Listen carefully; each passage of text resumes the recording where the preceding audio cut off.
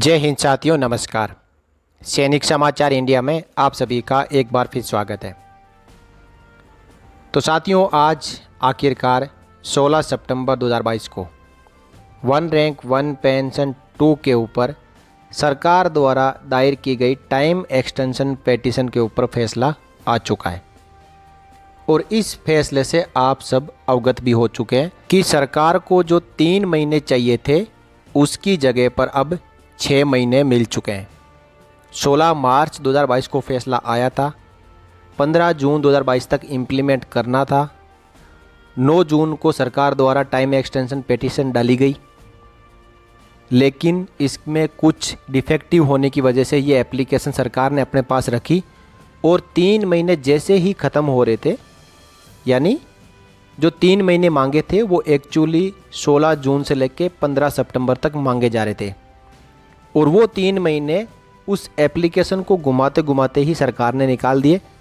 जैसे ही वो 3 महीने ख़त्म हो गए, उसी 3 महीने की एप्लीकेशन को 16 सितंबर 2022 के लिए लिस्ट करवा के और 3 महीने यानी 3 + 3 6 महीने का टाइम सरकार ने लेके 15 दिसंबर 2022 तक OROP 2 के जजमेंट को लागू करने के लिए सहमति जताई है।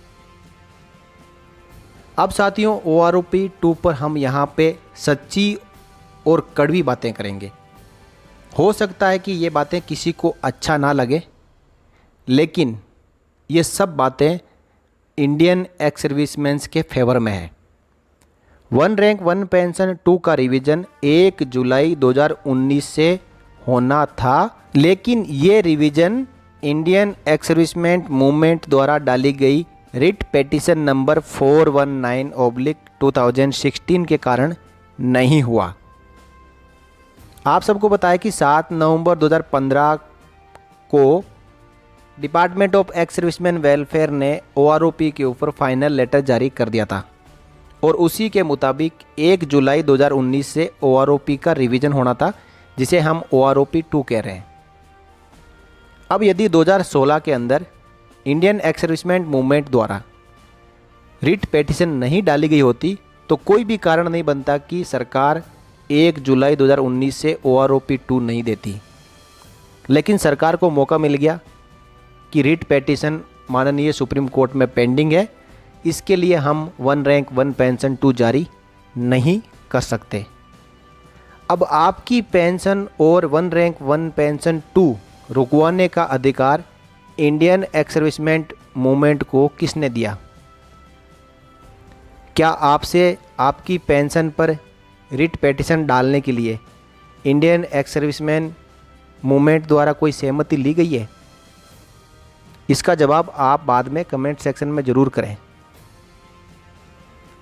लगभग 3 साल हो चुके हैं, 1 जुलाई 2019 से लेके आज दिन तक 3 साल से ऊपर हो चुके हैं और इन 3 साल के लिए आपकी जो OROP 2 की पेंशन बंद करवाने का अधिकार इंडियन एक्स सर्विसमैन मूवमेंट को किसके द्वारा दिया गया है, ये Indian ex serviceman movement publicly आके बताएं।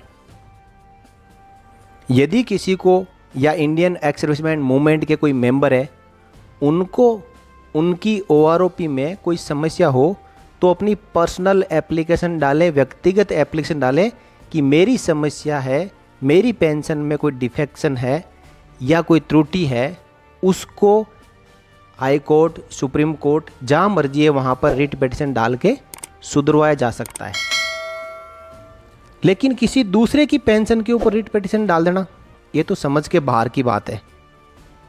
ऐसे तो कोई किसी की पेंशन के ऊपर रिट पेटिशन डाल देगा कि उसकी पेंशन सही नहीं है, उसकी पेंशन को रोक दी जाए, उसकी पेंशन का रिवीजन ना किया जाए, उसको समय पे बेनिफिट ना दिया जाए। किसी को यदि अपनी पेंशन पर यदि समस्या हो तो वो अपनी ही रिट पेटिशन डालना चाहिए। और इस मामले में कैसे 7-8 एक्स सर्विसमैन मिलकर लगभग 30 लाख पेंशनर्स की OROP 2 को रुकवा सकते हैं? ये 30 लाख पेंशनर्स की सहनशीलता का ही परिणाम है कि उन्होंने इंडियन एक्स सर्विसमैन मूवमेंट पर उल्टा मुकदमा नहीं किया। आप 1 मिनट के लिए सोचें कि आपकी पेंशन पर आपका अधिकार है, आपकी पेंशन सही नहीं आ रही है, आपको ऑब्जेक्शन है, आपको आपत्ति है। किसी तीसरे आदमी को आपत्ति कैसे हो सकती है कि आपकी पेंशन गलत आ रही है, और वो आपकी पेंशन के ऊपर माननीय सुप्रीम कोर्ट में रिट पिटीशन डाल देता है, जिसकी वजह से आपकी पेंशन सही समय पर रिवाइज नहीं हो पाती है और आपको बढ़ी हुई पेंशन का लाभ नहीं मिलता है।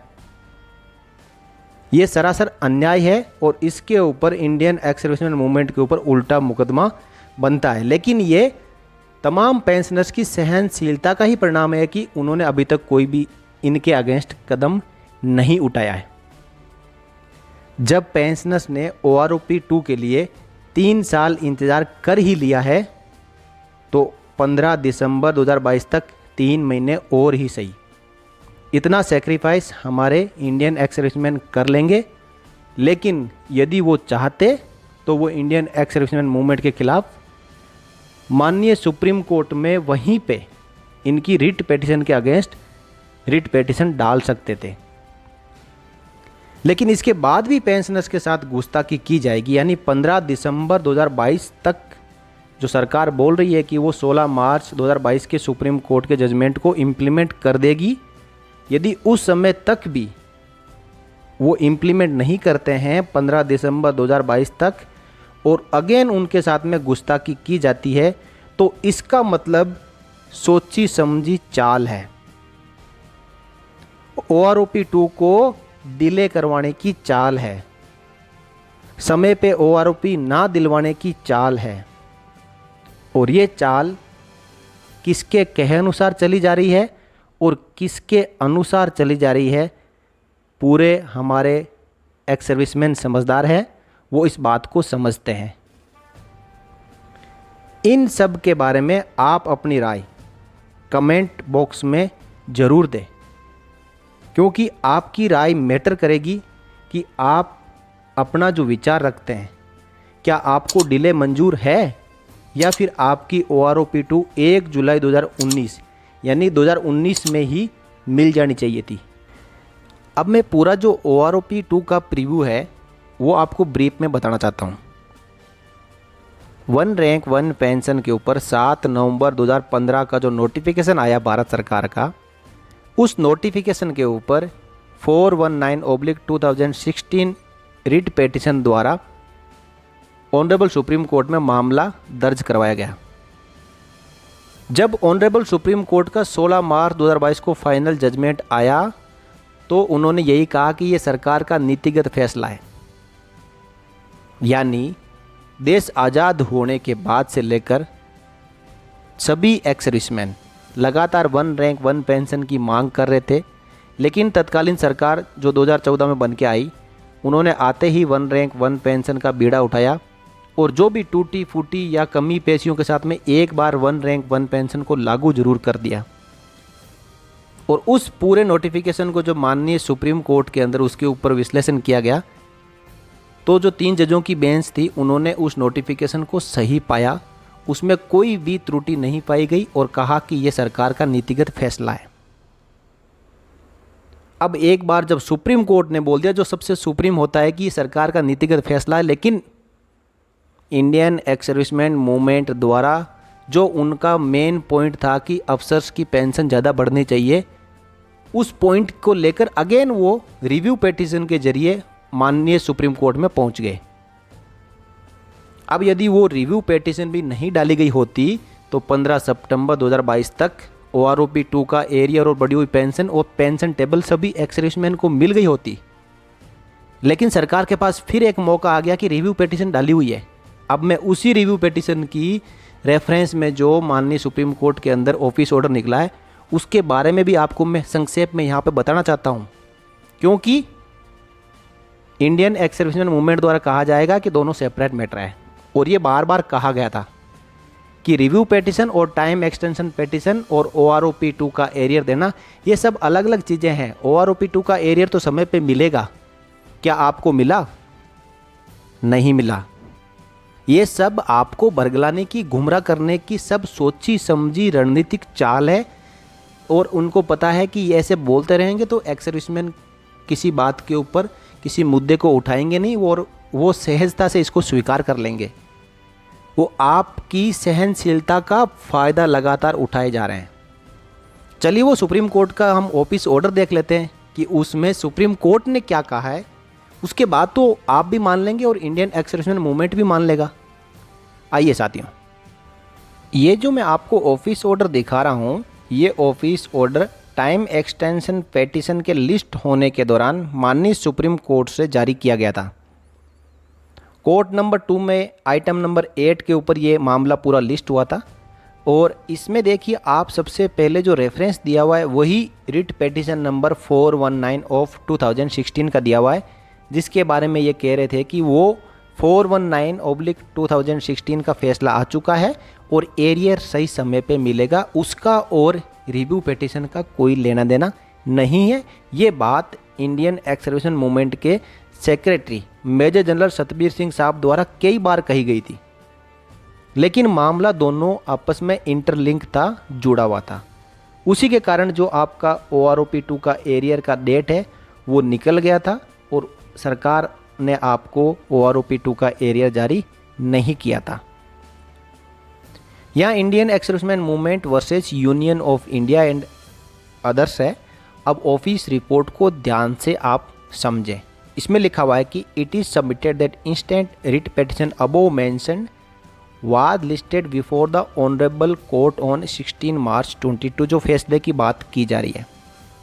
When the honourable court has disposed of in terms of judgment, जो यहाँ पे पूरा जजमेंट आया था उसके बारे में रेफरेंस देके और उसके जो रिलेवेंट पेजेज है वो कहाँ पे इस एमए में लिखे हुए हैं उसके बारे में बताया हुआ है। तो ये बात हमारे ज़्यादा काम की नहीं है, जो मेन काम की बात है उसको हम आगे यहाँ पे समझेंगे। देखिए, it is further submitted that a review petition, आ गया जिक्र रिव्यू पेटिशन का, जो कि IASM के सेक्रेटरी साहब कह रहे थे कि रिव्यू पेटिशन और रिट पेटिशन का कोई लेना देना नहीं है। Review petition D number 11943 of 2022 was also filed and disposed of in terms of order dated 26 July 22। Supreme court के ऑर्डर में लिखा हुआ है कि जो रिव्यू पेटिशन इन्होंने दायर की थी उसको फाइनली डिस्पोज ऑफ, यानी जो इसको रिजेक्ट कर दिया था वो 26 जुलाई 2022 को किया गया था। अब आ रही है सरकार की टाइम एक्सटेंशन पेटिशन की बात, क्योंकि बीच में रिव्यू पेटिशन आई थी जिसकी वजह से सरकार को भी मौका मिल गया था कि रिव्यू पेटिशन डली हुई है तो हमें इतना टाइम एक्सटेंशन की पेटिशन को दोबारा से फाइल करने की जल्दी नहीं है। एक बार ये रिव्यू पेटिशन खारिज हो जाए या एक्सेप्ट हो जाए तो मामला चलता रहेगा और ये जब मामला रिव्यू पेटिशन का ख़त्म होगा तो उसके बाद हम टाइम एक्सटेंशन की पेटिशन को दोबारा से डालेंगे। उस समय रिव्यू पेटिशन और टाइम एक्सटेंशन की पेटिशन लगभग आगे पीछे ही डाली गई थी और सरकार के पास में जैसे ही सुप्रीम कोर्ट से टाइम एक्सटेंशन की पेटिशन वापस आई तो सरकार ने उसको रोक लिया और डिफेक्टिव नाम पर उसको वापस जो है 7 सितंबर 2022 को ऑनरेबल सुप्रीम कोर्ट में लिस्ट करवाया 16 सितंबर 22 के लिए। It is further submitted that mister Arvind Kumar Sharma advocate has on 9 June 22 filed an application for extension of time, जो मैंने आपको अभी बता दिया है, on behalf of respondent which was found defective, जिसमें गलतियां थी, and council has on 7 September 22 cured, उन गलतियों को दुरुस्त करने के बाद जो 9 जून 22 में गलतियां पाई गई थी उसको दुरुस्त करने के बाद 7 सितंबर 2022 को वापस उस एप्लीकेशन को माननीय सुप्रीम कोर्ट में लगाया गया। अब यह रजिस्टर हुई 1590 of 22 in writ petition 419/2016। Again writ petition के साथ में ही लिंक किया जा रहा है, रिव्यू पेटिशन को भी रिट पेटिशन के साथ में लिंक किया गया और यहाँ पे जो टाइम एक्सटेंशन की पेटिशन है जजमेंट को इम्प्लीमेंट करने के लिए, जो टाइम बढ़ाने के लिए सरकार ने डाला था, उसको भी रिट पेटिशन के साथ में लिंक किया गया। फाइनली यहाँ पे लिखा है उन्होंने कि the miscellaneous application in writ petition above mentioned is listed before the honourable court with this office report, जो कि 16 सितंबर 22 को इसकी हियरिंग हो चुकी है। अब ये ऑफिस रिपोर्ट आपको मैंने इसलिए दिखाई कि जितना भी रिट पेटिशन 419/2016 के ऊपर कोई भी हम एक एप्लीकेशन भी लगा देंगे तो वो उसके ऊपर प्रभाव डालेगी। और जो OROP2 का एरियर मिलना होता है, या जो सरकार को ऑनरेबल सुप्रीम कोर्ट ने टाइम दिया था 3 महीने का, वो 3 महीने का टाइम इसीलिए लैप्स हुआ कि इनके द्वारा बार बार एप्लीकेशनें लगाई गई। हालांकि अभी तो ये कंटेम्प्ट ऑफ कोर्ट की भी बात कर रहे थे कि वो सरकार के ऊपर कंटेम्प्ट ऑफ कोर्ट लगाएंगे। सरकार से ऑलरेडी इन्होंने पंगा ले लिया है, इसलिए इनकी जो OROP है वो लटकी हुई है। और ये कंटेम्प्ट ऑफ कोर्ट की एक बार कार्रवाई कर देते हैं तो सरकार सीधा बोल देगी कि हमारे पास बजट नहीं है, आगे से 1 रैंक 1 पेंशन को ख़त्म किया जाता है। ये 1 रैंक 1 पेंशन के ऊपर सिर्फ और सिर्फ एक नोटिफिकेशन है जो 7 नवंबर 2015 को केंद्र सरकार द्वारा जारी किया गया था।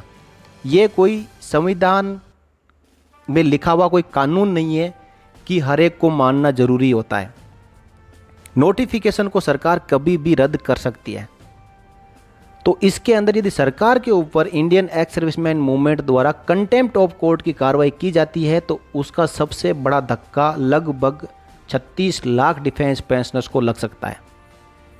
इसलिए इंडियन एक्स सर्विसमैन मूवमेंट से सभी डिफेंस पेंशनर्स ने अपने अपने तरीके से रिक्वेस्ट की थी कि वो कंटेम्प्ट ऑफ कोर्ट की कार्रवाई सरकार के ऊपर ना डालें, जबकि उसके ऊपर बार बार कहा गया था कि अब हम कंटेम्प्ट ऑफ कोर्ट की कार्रवाई करने वाले हैं। और आप किसको डरा रहे हो? सरकार को डरा रहे हो, जिन्होंने आपको 1 रैंक 1 पेंशन दिया और आगे भी देने के लिए वो तत्पर है। वो बोल रहे हैं काम चल रहा है और हम देंगे। सरकार को आप डराने जा रहे हो कि हम आपके ऊपर कंटेम्प्ट ऑफ कोर्ट की कार्रवाई करेंगे। और इन्होंने एक लीगल नोटिस भी जारी कर दिया सचिव department of ex serviceman welfare को और सचिव डिफेंस मिनिस्ट्री को। ये सब पंगा लेने वाली बात है। यदि आप सरकार से पंगा लोगे तो आपको परिणाम सही नहीं मिलेंगे। साथियों, ये सब कुछ राजकोषीय और देश की अर्थव्यवस्था के ऊपर चलने वाला खेल है। यदि सरकार अपनी फाइनेंस मिनिस्ट्री से रिपोर्ट पेश कर दे कि हम ये इतना बजट का प्रावधान करने में सक्षम नहीं है, तो आप किसी भी कोर्ट में चले जाएंगे तो आपको ये लाभ मिलने वाला नहीं है। लेकिन सरकार का जो नीतिगत फैसला 7 नवंबर 2015 का है, उस नीतिगत फैसले को कायम रहने दिया जाए और फालतू आप सरकार को ये उंगली करना बंद कर दें। सरकार OROP2 जरूर देगी। हर एक सरकार का एक फिक्स मोटो होता है कि उसके द्वारा कब कौन सी प्लानिंग के तहत कब काम किया जाए और उसी के मुताबिक करने दिया जाए। सभी डिफेंस पेंशनर्स के हिमायती बनने की ज़रूरत नहीं है। जो उनको लाभ मिलने वाला होता है उसके ऊपर फुल स्टॉप लगवाने की आवश्यकता नहीं है। और इसके बारे में यदि जितने भी फौजी भाई जो डिफेंस पेंशनर्स ये वीडियो देख रहे हैं, यदि इसमें कोई आपको ऐसी बात लगती है कि ये बात सही है और ये बात गलत है, तो आप उस बात के ऊपर सहमति और असहमति जता सकते हैं। कुछ लोग होंगे जो आगे पीछे घूमने वाले, बोलेंगे उन्होंने ये किया, उन्होंने ये किया, उन्होंने वो किया। उन्होंने नहीं किया, उनकी मांग उनकी नहीं थी, उनसे पहले से मांग की जा रही थी। लेकिन उस मांग को करते करते जब शुभ समय आया तो 1 रैंक 1 पेंशन का जो नोटिफिकेशन सरकार द्वारा जारी किया और 1 रैंक 1 पेंशन 1 दिया भी है और 1 रैंक 1 पेंशन 2 मिलेगा भी। तो इसके लिए ये फालतू जो कार्रवाइयाँ हैं ना, legal notice, contempt of court, ये दुविधा में डाल सकती है। तो साथियों, ये मेरे विचार थे।